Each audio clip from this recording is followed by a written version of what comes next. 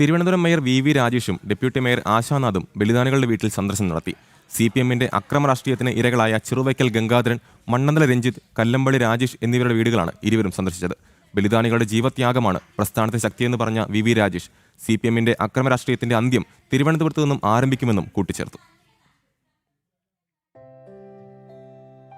CPMന്റെ അക്രമ രാഷ്ട്രീയത്തിൽ ജീവൻ പൊരിഞ്ഞ ധീരബലിദാനികളെ സ്മരിച്ചുകൊണ്ടാണ് തുടക്കം. 14 വർഷങ്ങൾക്ക് മുമ്പ് CPM അക്രമകാരികൾ അരുംകൊല ചെയ്ത മണ്ണന്തല രഞ്ജിത്തിന്റെ വീട്ടിലാണ് ആദ്യ സന്ദർശനം.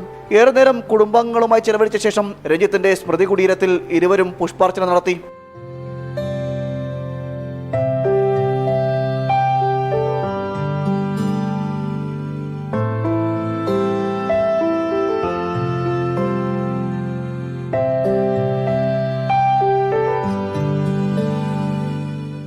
ഞങ്ങളുടെ ഈ സംഘടന തിരുവനന്തപുരത്ത് കെട്ടിപ്പടുക്കാൻ വേണ്ടി ഏറ്റവും കൂടുതൽ അധ്വാനിച്ച പ്രവർത്തകരിൽ ഒരാളാണ് രഞ്ജിത്ത്. അങ്ങനെയുള്ളവർ പടുത്തുയർത്തിയ അടിത്തറയിൽ നിന്നുകൊണ്ടാണ് തിരുവനന്തപുരം കോർപ്പറേഷനിലെ ഭരണം BJPക്ക് ലഭിച്ചിരിക്കുന്നത്. ഇന്ന് രാവിലെ രഞ്ജിത്തിൻ്റെ അച്ഛനെയും അമ്മയും കുടുംബാംഗങ്ങളെയും കണ്ട് അനുഗ്രഹം വാങ്ങിയിട്ടാണ് ഞങ്ങൾ ആരംഭിക്കുന്നത്. രഞ്ജിത്ത് മാത്രമല്ല, കല്ലമ്പള്ളി രാജേഷ്, അങ്ങനെ നിരവധി പ്രവർത്തകർ. തീർച്ചയായിട്ടും നമ്മൾ ഇവരെയൊക്കെയാണല്ലോ മാതൃകയാക്കേണ്ടത്.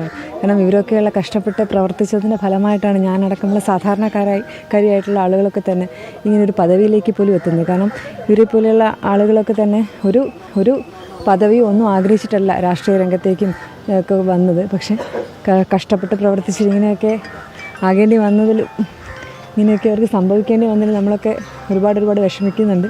നമ്മളൊക്കെ തുടക്കം ഇവരെയൊക്കെ വീട്ടിൽ നിന്ന് ആക്കിയത് ഒരുപാട് ഇപ്പോൾ ഈ ഒരു അവസരത്തിൽ എന്താ പറയേണ്ടതെന്നറിയില്ല. അമ്മയും അച്ഛനും അവരുടെയൊക്കെ വിഷമത്തിൽ നമുക്കൊന്നും പറയാൻ സാധിക്കാത്ത അവസ്ഥയാണ്. നമ്മൾ അവരെയൊക്കെ വിഷമത്തിൽ പങ്കുചേരുന്നു. അവരോടൊപ്പം തീർച്ചയായിട്ടും നമ്മളുണ്ടാവും. ഇത് എന്തിനും ഏതിനും ഉണ്ടാവും. തുടർന്ന് ചെറുവയ്ക്കൽ ഗംഗാധരന്റെ കുടുംബാംഗങ്ങളെയും സന്ദർശിച്ചു. തിരുവനന്തപുരം ജില്ലയിൽ സംഘപരിവാർ പ്രസ്ഥാനങ്ങൾ കെട്ടിപ്പടുക്കുന്നതിൽ പ്രധാന പങ്കുവഹിച്ച ഗംഗാധരനെ 1987 CPM അക്രമകാരികൾ ഇല്ലായ്മ ചെയ്തത്. ഏറെ നേരം കുടുംബാംഗങ്ങളുമായി സംസാരിച്ച ശേഷം കല്ലമ്പള്ളി രാജേഷിന്റെ വീടും സന്ദർശിച്ചു. ഇടവക്കോട് ബസ്തി കാര്യവാഹ് ചുമതല വഹിച്ചിരുന്ന രാജേഷിനെ 2017 CPMന്റെ ഗുണ്ടാസംഘം ക്രൂരമായി വെട്ടിപ്പരിക്കേൽപ്പിച്ച് കൊലപ്പെടുത്തുകയായിരുന്നു. രാജേഷിന്റെ ഛായാചിത്രത്തിൽ പുഷ്പാർച്ചന നടത്തിയ ശേഷം കുടുംബാംഗങ്ങളുമായി സംസാരിച്ചു. പാർട്ടി ഈ നിലയിലേക്ക് ഉയർന്നതിന് പിന്നിൽ അനേകം ബലിദാനികളുടെ ത്യാഗോജ്വല ജീവിതമുണ്ട്. അവരെ ഓർക്കാതെ മുന്നോട്ട് പോകാൻ കഴിയില്ലെന്ന് പറഞ്ഞ വി രാജേഷ് CPMന്റെ അക്രമ രാഷ്ട്രീയത്തിന്റെ അന്ത്യം തിരുവനന്തപുരത്ത് നിന്നാകും തുടങ്ങുക എന്നും അറിയിച്ചു. CPMന്റെ ഈ അക്രമ രാഷ്ട്രീയം, അഴിമതി രാഷ്ട്രീയം, കൊലപാതക രാഷ്ട്രീയം, അതിനെ അവർ ഇന്ത്യയുടെ രാഷ്ട്രീയ ഭൂപടത്തിൽ നിന്ന് തന്നെ CPM ദുർബലമാകുന്ന, ഇല്ലാതാകുന്ന ഒരു കാലഘട്ടം ഒരു സംശയവും വേണ്ട. നന്ദിഗ്രാമിൽ നിന്നാണ് പശ്ചിമ ബംഗാളിലെ രാഷ്ട്രീയ മാറ്റത്തിന് തുടക്കം കുറിച്ചതെങ്കിൽ തിരുവനന്തപുരത്ത് നിന്ന് കേരളത്തിലെ രാഷ്ട്രീയ മാറ്റത്തിന് തുടക്കം കുറിച്ചിരിക്കുകയാണ്. CPMന് ബദലായി BJP മാത്രമേ കേരളത്തിലുള്ളൂ. ഒരു ഓൾട്ടർനേറ്റീവ് BJP ആണ് എന്ന് കേരളത്തിലെ പൊതുസമൂഹം അംഗീകരിച്ചാണ് തലസ്ഥാന നഗരിയിൽ കണ്ടത്. മേയറുടെയും ഡെപ്യൂട്ടി മേയറുടെയും സന്ദർശനം പ്രവർത്തകർക്ക് വലിയ ഊർജ്ജമാണ് നൽകുന്നതെന്ന് BJP സംസ്ഥാന കൗൺസിൽ അംഗം കേരളാദിത്യപുരം ശ്രീകുമാർ പറഞ്ഞു.